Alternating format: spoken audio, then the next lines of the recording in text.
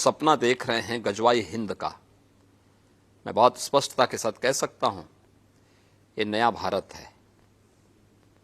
ये नया भारत संविधान के अनुरूप चलेगा, शरीयत के अनुरूप नहीं।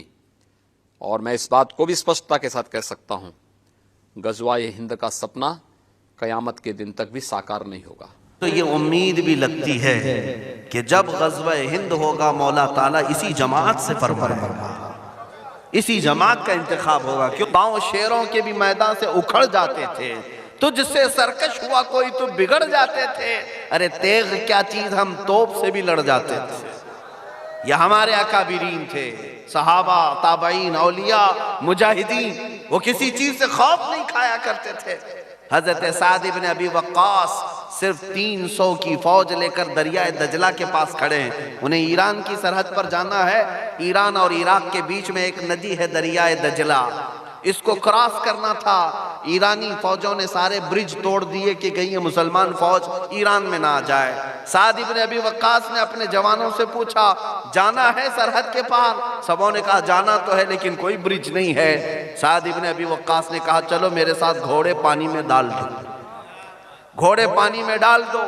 वो दरिया कितने गहराई में है आज भी जाके देख सकते हैं, काफी कई गज नीचे है। लेकिन साद इब्न अबी वक्कास के इन जवानों ने घोड़ों को पानी पर डाल दिया और चलते रहे, खरामा खरामा चलते रहे।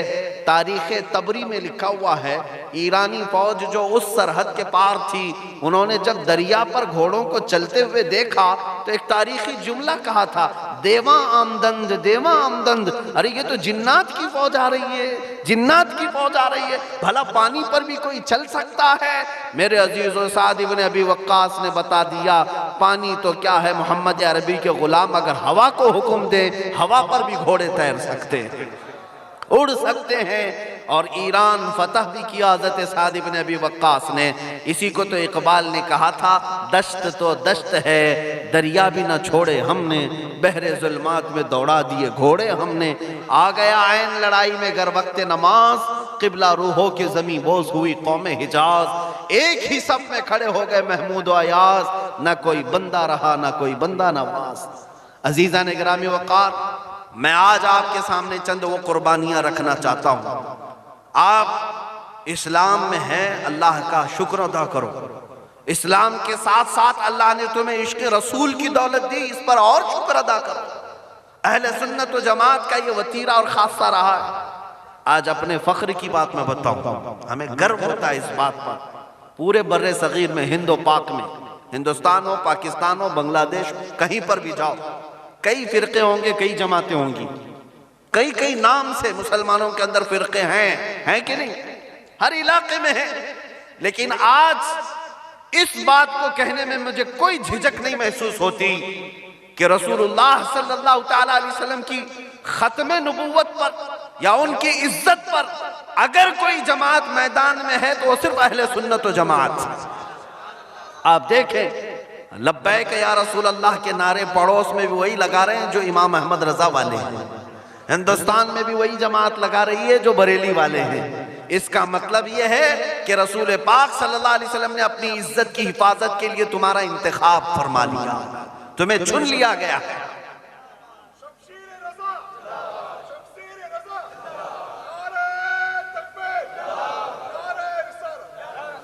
अब अपनी किस्मत पर रश करो कि अल्लाह ने तुम्हारा इंतखाब किया है, अल्लाह ने तुम्हें चुन लिया है। और मुझे तो ये उम्मीद भी लगती है कि जब गज़वा हिंद होगा मौला ताला इसी जमात से फरमाएगा, इसी जमात का इंतखाब होगा। क्यों? गज़वात और जिहाद ये बेईमान और मुनाफिकों का काम नहीं है, ये ईमान वालों का काम है। ईमान जो रखता है वो सर हथेली पर लेकर आता है। बाकी मुनाफिक तो गज़वा खैबर से भी भागे, गज़वा अहज़ाब से भी भागे, खंदक से भी भागे, उहद से भी भागे। हाँ, जो मुनाफिक हैं वो छोड़कर भागते हैं, जब उन पर सख्तियां आती हैं छोड़ देते हैं, कुरान कहता है। और मोमिनीन ही साबित कदम रहते हैं। आज भी इन मामलात पर जब कभी बात आए, हुजूर की इज्जत पर घरों से निकलना है, माओं से भी कहता हूं, बहनों से भी और तुमसे भी, और जो आनाकानी करेगा, अरे नहीं मेरा धंधा है, मेरा बिजनेस है, मैं बाहर निकलूंगा, मेरा फला हो जाएगा, मेरी नौकरी खत्म हो जाएगी, क्या क्या हो जाएगा, जो इस तरह की बातें करेगा, समझ लो यही बातें मदीने के मुनाफिक भी करते थे, मदीने के मुनाफिक भी करते थे। और हजरत अबू बकर सिद्दीक वाले तो ये कहते थे, जो जान मांगो तो जान दे दे, जो माल मांगो तो माल दे दे, मगर ये हमसे कभी ना होगा, नबी का जाहो जलाल दे दे। मेरे अजीजों, तुम हमेशा इस बात पर तैयार रहना कि ये एक जान क्या है अगर हो करोड़ों, ये एक जान क्या है अगर हो करोड़ों। या रसूल अल्लाह तेरे नाम पे सबको वारा करूं मैं, हुजूर की नाम पर ये एक जान की हैसियत क्या है, हमारी अपनी एक जान की कीमत क्या है। सहाबा से बढ़कर तो हमारी जान नहीं है, सहाबा से बढ़कर हमारी जान नहीं है। हुजूर पाक के करीबी चचा सैयदना अमीर हमजा, उनसे बढ़कर है हमारी जान। अमीर हमजा ओहद के मैदान में जब आए, उनको पीछे बुलाया जाता रहा कि आप पीछे आ जाए, आप रसूलुल्लाह के चाचा हैं, आपका महफूज रहना बहुत जरूरी है, आप पहलवान हैं, आपके जरिए से बहुत सारे काम होना बाकी है। लोग आज हमसे यही कहते हैं, आप थोड़ा संभल करके चले, आपसे बड़ा काम होना बाकी है, उम्मत को और भी आपसे बहुत कुछ उठाना है, फायदा उठाना है। अमीर हमजा से मैदान ओहद में ये कहा गया था कि आपसे बहुत कुछ लोगों को कुछ सीखना है, आप पहलवान हैं। अमीर हमजा ने क्या कहा, जब रसूलुल्लाह सल्लल्लाहु ताला अलैहि वसल्लम की इज्जत महफूज नहीं तो मैं जिंदा रह के क्या करूंगा, किसको नफा देना है। हुजूर के दांत शहीद हो गए और तुम कहते हो कि हम पीछे हट करके अपनी हिफाजत करें। और मैदान में आए, अमीर हमजा के सीने पर नेजा मारा गया था, ऐसा नेजा मारा गया कि आपके सीने से पार होकर पीठ से निकला और जमीन में गड़ गया हजरत अमीर हमजा रज़ियल्लाहु ताला अन्हु। और आपको पता है ओहद के मैदान में आपका सीना चाक किया गया और आपका कलेजा निकाला गया, और हिंदा नामी खातून ने सबके सामने कलेजा कच्चा चबाया भी था।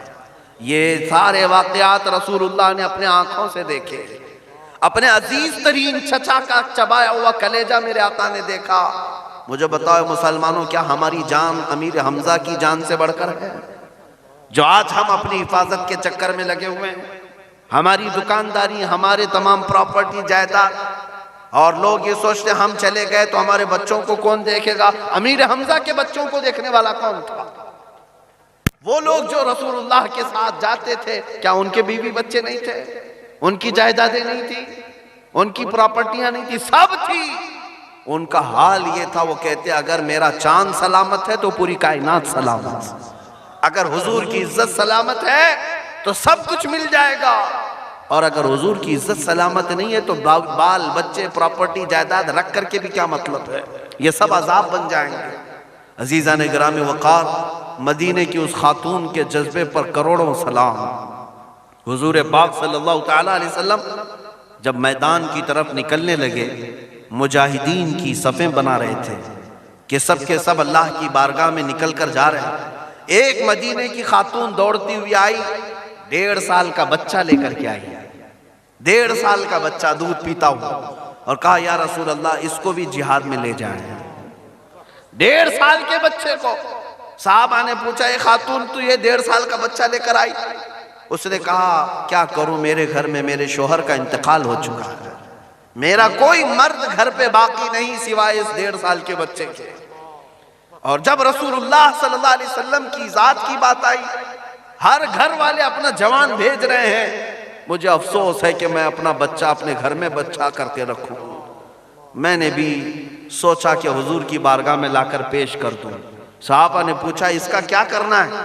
खातून का जज्बा तो देखें, कहती हैं मुझे पता है कि ये बच्चा तीर और तलवार तो नहीं चला सकता, ये तो चल भी नहीं सकता, लेकिन मेरी ख्वाहिश सिर्फ इतनी है कि मुजाहिदीन सहाबा के हाथों में इस बच्चे को दे दिया जाए, जब काफिरों की तरफ से तीर चले तो मेरा बच्चा ढाल के काम आ जाए। वो औरतों के जज्बात क्या थे। उस खातून को हुजूर पाक ने घर वापस किया बच्चे के साथ कि जा अपने बच्चे की तरबियत कर, लेकिन जज्बा तो देखो कुर्बान करने का। होना तो यही चाहिए था कि हम अपने मालो मता और अपनी जायदाद और अपनी औलाद को लेकर आ जाते बाहर, और फिर हम भी कहते या रसूल अल्लाह मेरा सारा घर आप पर कुर्बान है। लेकिन आज तक हमसे ऐसा हो ही नहीं सका, आज तक हमसे ऐसा हो ही नहीं सका। लेकिन जब जब तकलीफें घर पर आती हैं तो पुकारते किसको हैं? पुकारते किसको हैं? अल्लाह की बारगाह में जब दुआएं कबूल नहीं होती तो रसूल का वसीला लेते, क्या नहीं लेते?